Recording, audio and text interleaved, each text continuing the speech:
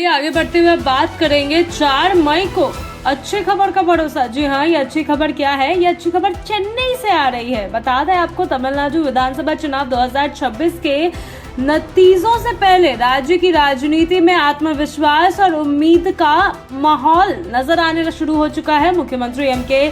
Stalin ने शुक्रवार को साफ तौर पर कहा कि 4 मई को चुनाव परिणाम आने के बाद जनता को अच्छी खबर मिलेगी। जी हाँ, उन्होंने यह विश्वास अपने पार्टी कार्यकर्ताओं की मेहनत और जनता के समर्थन के आधार पर जताया है।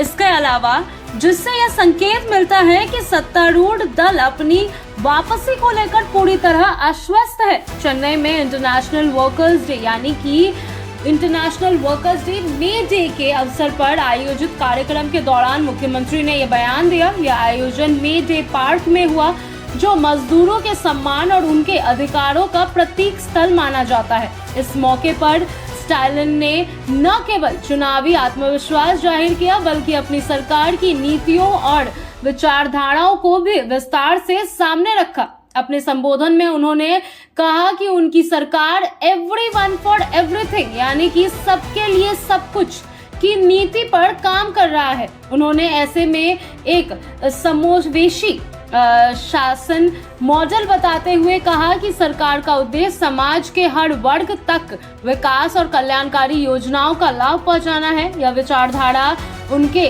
सामंजस्य या फिर मैं ये कहूँ कि उनके शासन के मूल्य में है और इसके आधार पर उन्होंने जनता का भरोसा जीतने का दावा तक किया है। स्टालिन ने अपने पिता और ध्रुवी राजनीति के दिग्गज नेता एम करुणानिधि को भी याद किया। उन्होंने बताया कि चेन्नई का यह मे डे मेमोरियल पार्क और स्मारक उनके पिता की पहल पर बनाया गया था और वह खुद इसकी प्रगति की निगरानी के लिए कई बार यहां आ चुके हैं। इससे यह स्पष्ट होता है कि करुणानिधि मजदूर के अधिकारों और सम्मानों का कितना महत्व दिया जाता है। मुख्यमंत्री ने कहा कि वह अपने पिता की पद चिन्हों पर चलते हुए उसी भावना के साथ काम कर रहे हैं। उन्होंने जोर देकर कहा कि मजदूरों के अधिकारों की रक्षा और उनके जीवन स्तर में सुधार उनकी सरकार की प्राथमिकताओं में शामिल है। उनके मुताबिक यह सिर्फ एक राजनीतिक वादा नहीं, बल्कि एक सामाजिक जिम्मेदारी में भी जिसे निभाना जरूरी है। उन्होंने पार्टी कार्यकर्ताओं के योगदान को भी खुलकर सराहना की है और कहा कि इस चुनाव में उन्होंने कड़ी मेहनत की है। स्टालिन ने विश्वास जताया कि 4 मई को जब नतीजे आएंगे तो यह मेहनत रंग लाएगी। उन्होंने यह भी स्पष्ट किया कि उनका यह भरोसा किसी एग्जिट पोल या संरक्षण पर आधारित नहीं है या फिर आधारित नहीं है, बल्कि पार्टी कार्यकर्ताओं के भरोसे और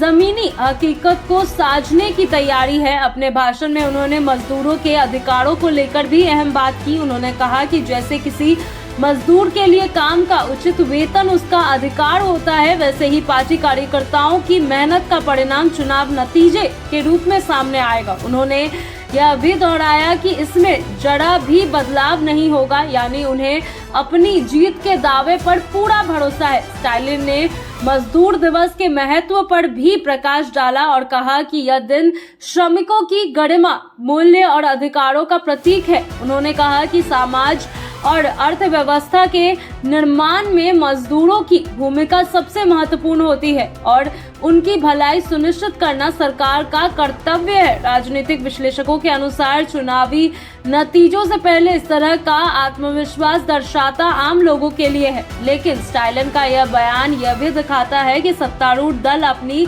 स्थिति को मजबूत बनाना चाहता है। अब सबकी नजर 4 मई पर टिकी है, या जब यहाँ पे साफ होगा कि जाएगा कि जनता ने किसको अपना समर्थन दिया और क्या स्टालिन का यह भरोसा सही साबित होता है।